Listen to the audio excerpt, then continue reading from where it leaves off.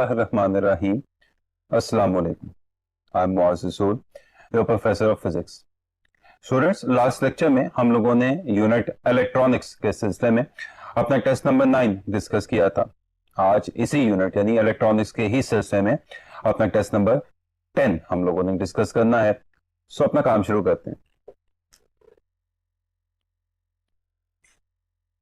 Question number 86. In the circuit shown, the output across resistor during T/2 to T is.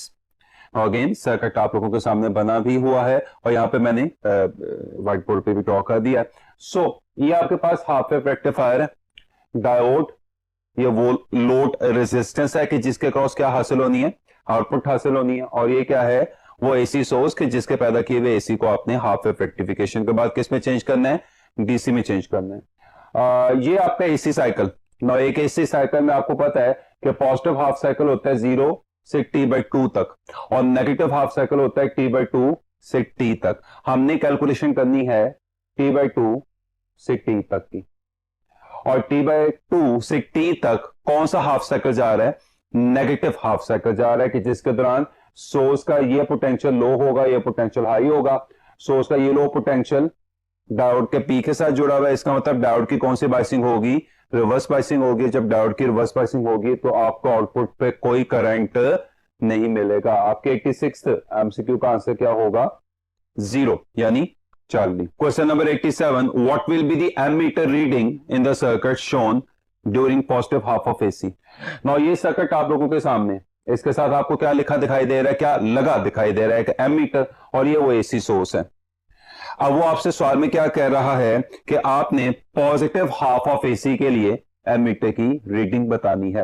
No positive half of AC का क्या मतलब है, ये no इस positive half of AC के लिए ऊपर वाला पोटेंशियल सोर्स का हाई, नीचे वाला पोटेंशियल सोर्स का लो। नो इसके पॉजिटिव होने का मतलब है ये क्या हो गया, पॉजिटिव। इसके नेगेटिव होने का मतलब है ये क्या हो गया, नेगेटिव। ये पॉजिटिव होने की वजह से ये वाला डायोड फॉरवर्ड बाइस होगा, ये वाला डायोड रिवर्स बाइस होगा। ये नेगेटिव होने की वजह से ये वाला डायोड रिवर्स बाइस होगा, ये वाला डायोड फॉरवर्ड बाइस होगा। करंट फ्लो करवाने की कोशिश करें। कन्वेंशनल करंट हमेशा हाई से लो की तरफ फ्लो करता है। यहां से करंट आएगा, इधर आएगा, इधर आकर उसे कितने रास्ते मिलेंगे, 2। यहां से जा नहीं सकता क्योंकि ये डायोड रिवर्स बाइस है। यहां से पास करके जब यहां पे पहुंचेगा तो आगे उसके सारे रास्ते बंद है। इसका मतलब on the first place current flow ही नहीं करेगा। मैं फिर बोल रहा हूं, ये पूरा सर्किट इस सोर्स के लिए कैसे बिहेव करना शुरू कर देगा, like an open circuit.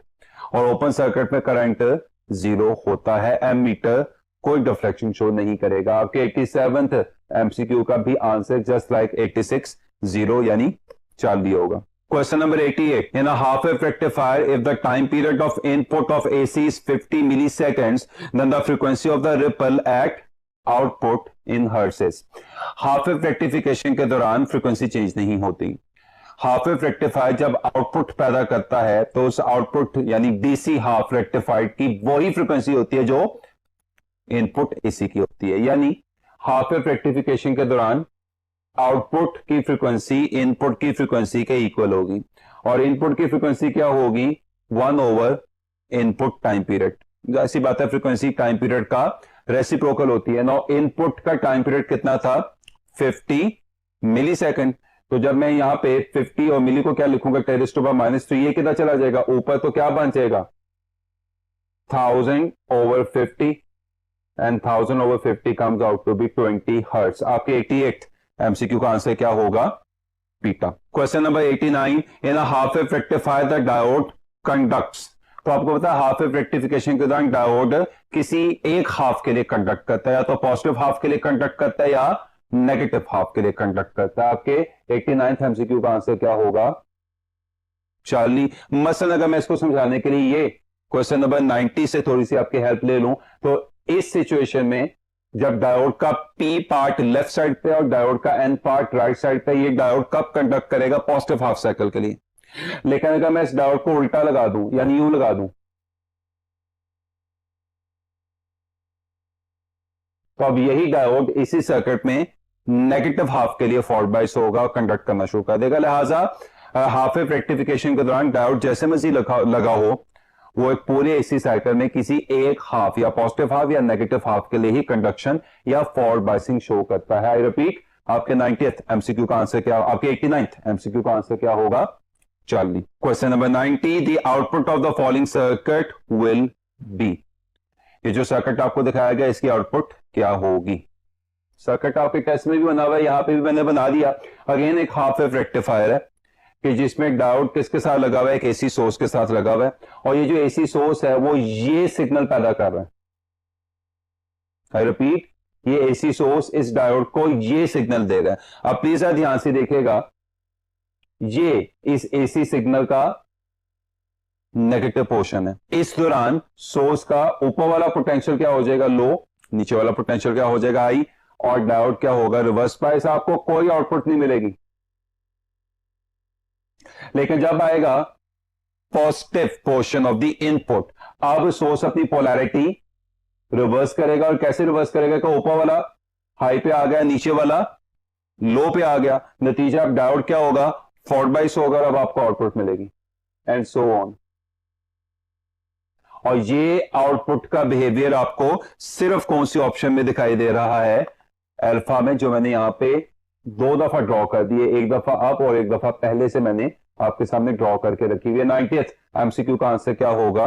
Of course alpha. Question number 91, in the diagram shown the input is applied between AC and the output is across P and D, then the output is. इसमें आपने 2 बातों का ख्याल रखना है कि एक तो ये जो डायोड्स हैं, 2 डायोड्स आपस में पैरेलल लगे होते हैं, यानी ये वाले आमने सामने वाले डायोड्स हमेशा कैसे लगे होते हैं? पैरेलल। यानी आप देख सकते हैं कि इन दोनों डायोड्स का रुख एक तरफ है और इन दोनों डायोड्स का रुख एक तरफ है। एक तो ये फुल वेव रेक्टिफिकेशन की बहुत बड़ी पहचान है कि पैरेलल डायोड्स की डायरेक्शन क्या होती है? सेम होती है, और कोई साइक्लिक प्रोसेस आपको बनता नहीं दिखाई दे रहा।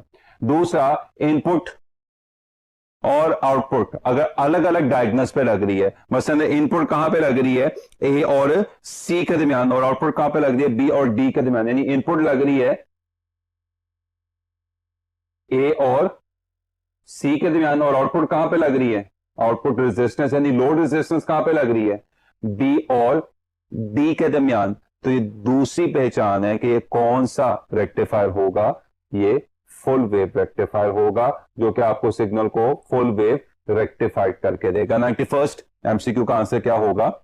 Beta. Question number 92, for a half wave rectifier the input and output wave forms are as shown, the time period of the output will B.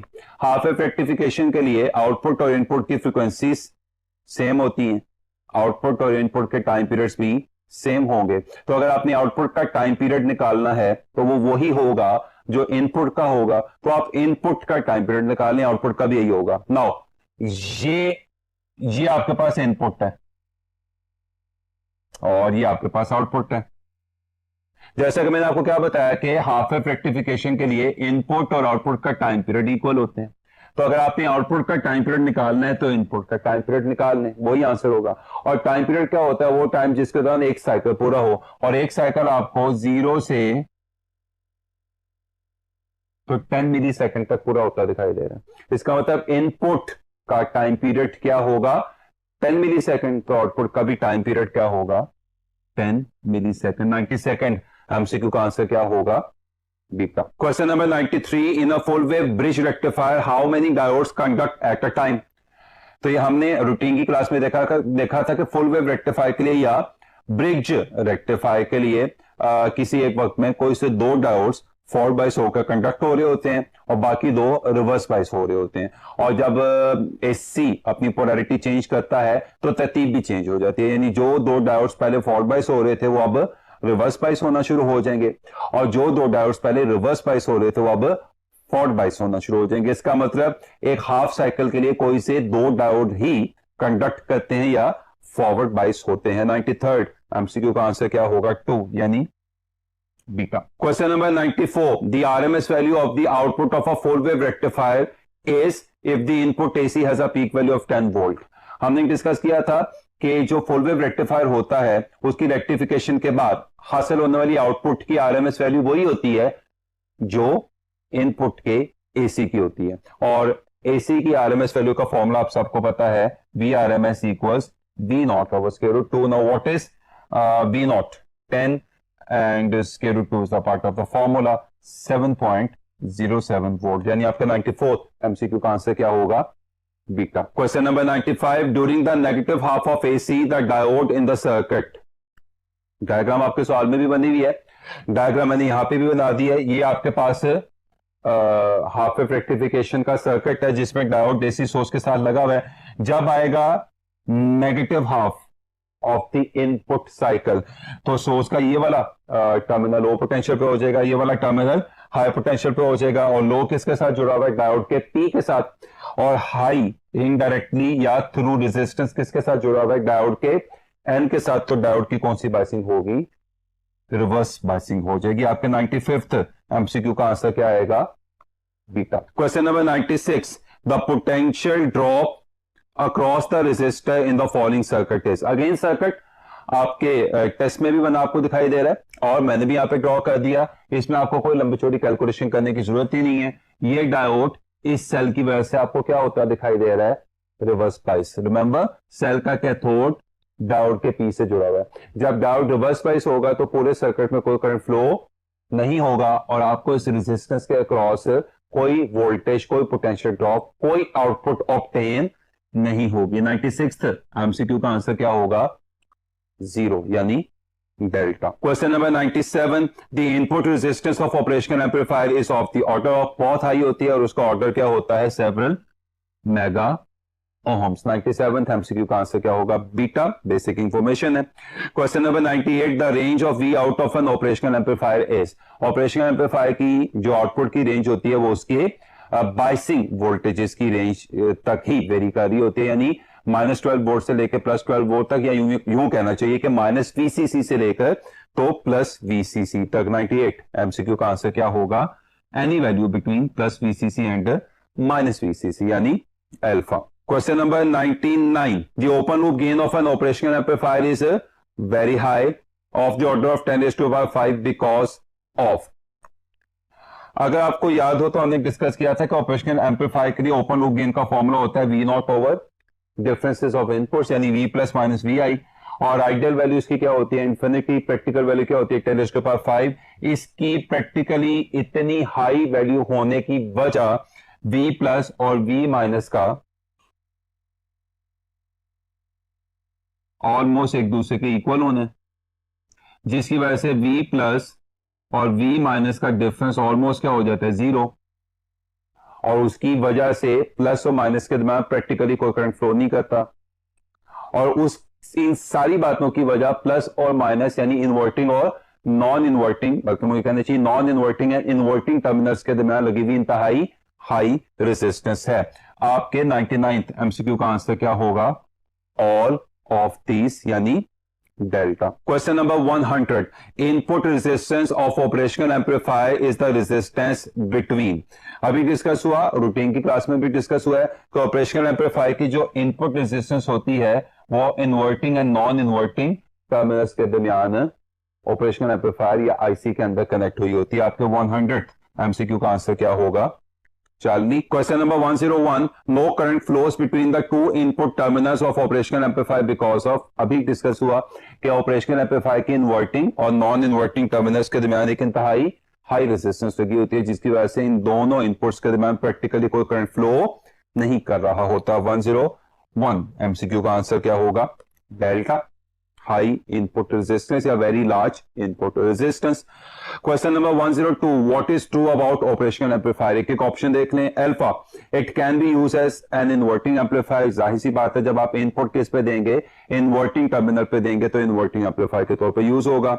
Beta, it can perform mathematical operation electronically. जी बिल्कुल, ये voltages और currents और electrical signals की मदद से amplification और दूसरे बहुत सारे काम कर रहा होता है। लाइक कैलकुलेटर में यूज होने वाला जो आईसी है वो एडिशन और सब्ट्रैक्शन कर रहा होता है, एंड सो ऑन। बहुत सारे एग्जांपल्स मौजूद हैं। तो अल्फा बिल्कुल ठीक है और बीटा भी बिल्कुल सही है। Now let's see what does the Charlie say. Its open loop gain is very small.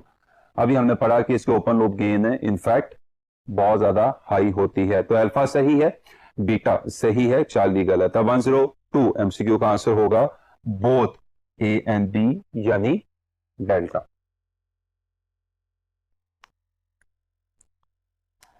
Question number 103, which of the following correctly represents output resistance of operational amplifier? तो ऑपरेशनल एम्पलीफायर में जो output resistance होती है वो इंतहाई कम होती है और आउटपुट और ग्राउंड के दरमियान कनेक्ट हुई होती है। हमने रूटीन की क्लास में भी देखा था कि इन्वर्टिंग और नॉन इन्वर्टिंग के दरमियान एक बहुत हाई रेजिस्टेंस होती है कि जिसको हम इनपुट रेजिस्टेंस कहते हैं, जबकि आउटपुट रेजिस्टेंस आउटपुट और ग्राउंड के दरमियान कनेक्ट हुई होती है जो इंतहाई लो होती है। 103 एमसीक्यू में करेक्ट डायग्राम आपको किस में दिखाई दे रही है? चार्ली में दिखाई दे रही है। Question number 104, assuming the junction to be ideal in the circuit shown, the current through the diode is। अब जरा ध्यान से देखिएगा, इस डायोड के क्रॉस आपको दो सेल लगे दिखाई दे रहे हैं। ये सेल डायोड को फॉरवर्ड बायस करने की कोशिश कर रहा है 1 वोल्ट की मदद से, लेकिन ये सेल डायोड को रिवर्स बायस करने की कोशिश कर रहा है 2 वोल्ट की मदद से। तो दोनों के दरमियान कितना वोल्टेज डिफरेंस दिखाई दे रहा है? 1 वोल्ट का। तो ये जो डायोड है ये 1 वोल्ट के पोटेंशियल डिफरेंस की वजह से क्या हो रहा है? रिवर्स बायस हो रहा है। रिमेंबर, ये सेल ज्यादा ईएमएफ का, ये सेल कम ईएमएफ का, तो ये सेल कामयाब हो जाएगा, लेकिन कितना कामयाब होगा?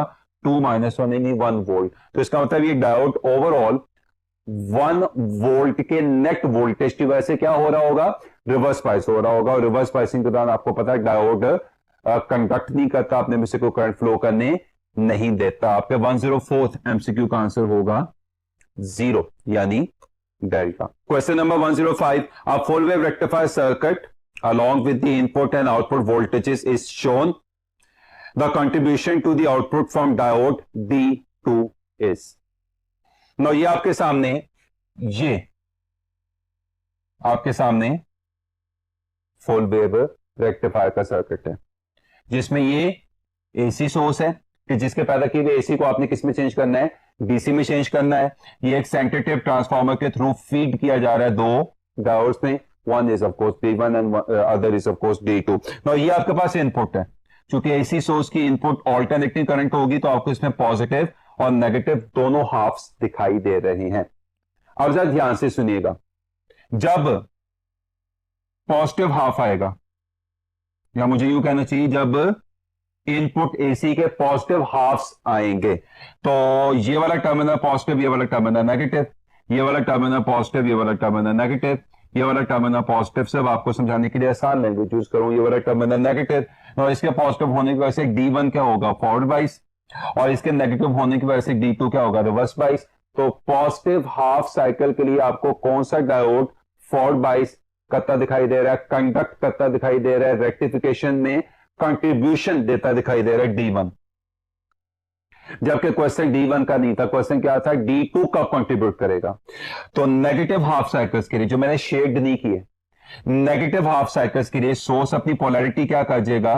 रिवर्स कर जाएगा, जिससे ये तमाम टर्मिनल्स भी अपनी पोलैरिटी क्या कर जाएंगे?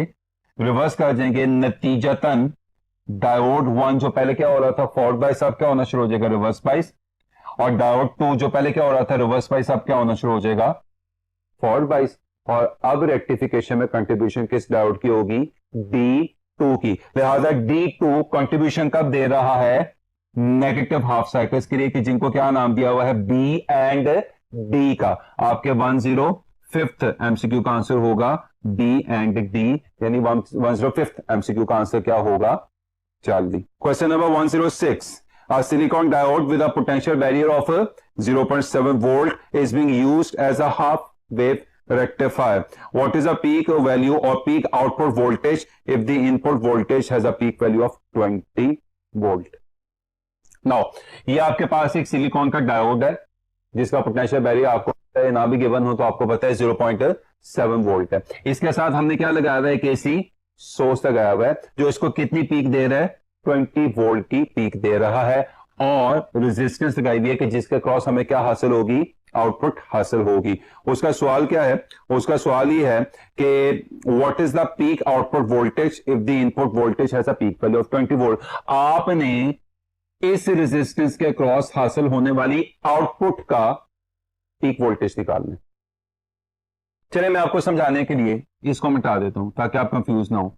तो आपने ये निकालना है।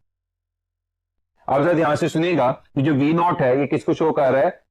Peak voltage of output. ना ये एसी सोर्स है, इसके आगे आपको कितने कंपोनेंट लगे दिखाई दे रहे हैं? दो, डायोड और रेजिस्टेंस, और दोनों आपस में कैसे लगे हुए हैं?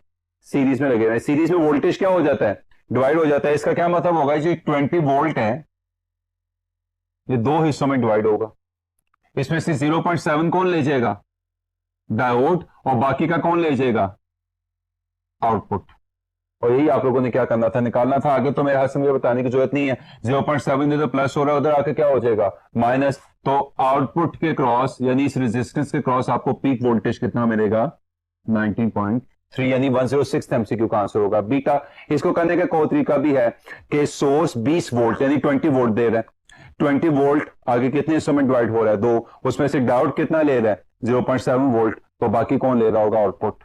और वो कितना होगा? ऑफ कोर्स 19.3 ही होगा। 106 एमसीक्यू का आंसर, आई रिपीट, बीटा होगा। Question number 107, which of the following output can not be achieve by half wave rectifier.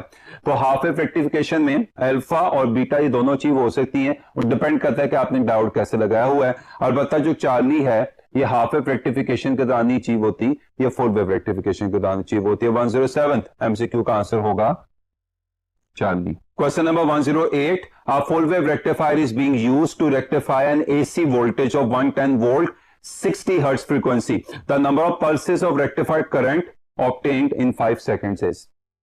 अगर ध्यान से देखें तो फुल वेव रेक्टिफायर का वर्ड यूज हुआ है। बहुत दफा डिस्कस कर चुके हैं कि full wave rectifier frequency double कर देता है, यानी फुल वेव रेक्टिफिकेशन के बाद हासिल होने वाली डीसी की फ्रीक्वेंसी इनपुट एसी की फ्रीक्वेंसी से डबल हो जाती है। यानी फुल वेव रेक्टिफिकेशन के लिए output frequency is twice to that of input frequency, और इनपुट फ्रीक्वेंसी कितनी थी? 60, तो आउटपुट फ्रीक्वेंसी के आगे 120 हर्ट्ज। फ्रीक्वेंसी किसको कहते हैं? नंबर ऑफ पल्सेस और नंबर ऑफ साइकिल्स पर सेकंड को। तो फ्रीक्वेंसी 120 हर्ट्ज आने का क्या मतलब है कि आपको एक सेकंड में कितनी पल्सेस मिल रही हैं? 120। लेकिन सवाल क्या था? बताएं 5 सेकंड में कितनी पल्सेस मिलेंगी? तो अगर एक सेकंड में कितनी पल्सेस मिल रही हैं?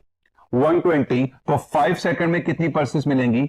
5 इंटू 120, यानी आपके 108 एमसीक्यू का आंसर क्या होगा? 600, यानी beta. Question number 109, in forward biasing of PN junction the value of resistance is. Forward biasing के दौरान पीएन जंक्शन या डायोड के डिप्लीशन रीजन की थिकनेस कम हो जाती है, जिससे उसकी रेजिस्टेंस काफी कम होके of the order of few ohms रह जाती है। 109 एमसीक्यू का आंसर क्या होगा? वेरी स्मॉल, यानी डेल्टा।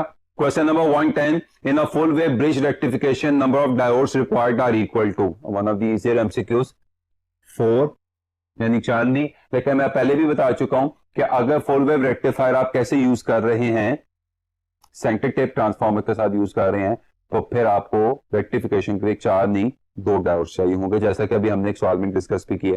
आई रिपीट, 1/10 का आंसर है Charlie. Question number 111, our diode characteristic curve is a plot between forward biasing और रिवर्स बाइसिंग के दौरान नॉन ओमिक बिहेवियर किन दो क्वांटिटीज के दरमियान देख के पता चलता है? आई और वी के दरमियान देख के पता चलता है। 111 एमसीक्यू का आंसर क्या होगा कि जो फॉरवर्ड और रिवर्स बाइसिंग के दौरान डायोड का कर्व है वो आईवी ग्राफ होता है, वोल्टेज और करंट के दरमियान का ग्राफ होता है। 111 का आंसर होगा alpha. 112, the potential barrier for silicon at room temperature is. Germanium के लिए पोटेंशियल बैरियर 0.3 वोल्ट होता है और सिलिकॉन के लिए पोटेंशियल बैरियर 0.7 वोल्ट होता है। आपके 112 एमसीक्यू का आंसर क्या होगा?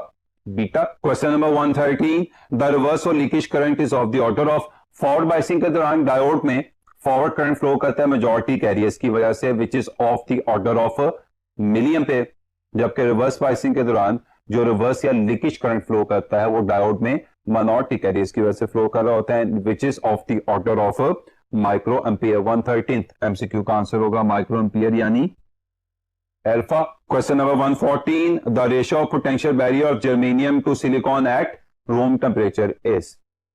आपने जर्मेनियम और सिलिकॉन के पोटेंशियल बैरियर्स की रेशियो निकालनी है। जर्मेनियम का पोटेंशियल बैरियर 0.3 वोल्ट, सिलिकॉन का potential barrier 0.7 volt. This comes out to be 0.3 over 0.7। Decimals remove हो जाएंगे तो answer comes out to be of course 3/7 या 3/7। 114 एमसीक्यू का आंसर होगा डेल्टा। और स्टूडेंट्स आज के लिए last question, question number 150, the width of the depression reason during reverse bias mode of a PN junction diode.